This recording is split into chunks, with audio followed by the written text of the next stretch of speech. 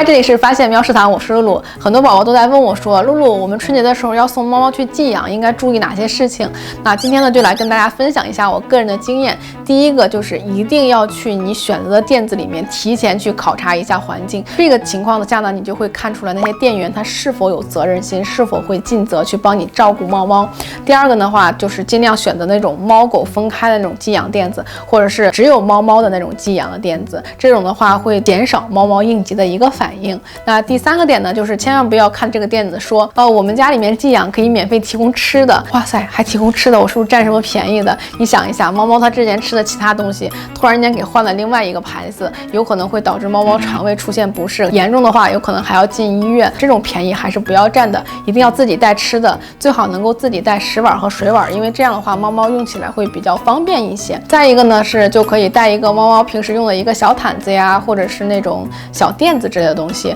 因为那上面有它自己的味道，也有你们家里的一个味道，它会觉得更加的安心一些，然后会更快的去适应这个地方。如果你说我们家里面没有毯子，没有垫子，我们家的猫平时都是随便乱玩的，那你也可以带一件你自己的衣服过去，因为那个上面会有你的味道，然后猫猫也会觉得很安心，这个味道我比较熟悉。再一个呢，就是最好能够看一下这个店里面是否有24小时的一个监控，因为有监控的话，你可以更好的去看猫咪的一个情况，这样你自己可能也会更加安心一些。如果说它这个地方真的没有这个东西，但是这个整体环境还是不错的，最好能够跟店主商量一下，让他每天给你拍一些猫猫的一个小视频，以解你的相思之苦。最后一定要留下你的电话，猫猫一旦有什么情况的话，店主也方便去联系你。以上呢就是这期视频所有的内容了，如果你觉得有用的话，记得点赞、转发、评论。那我们下期视频再见啦！我是露露，陪你养猫猫，拜拜。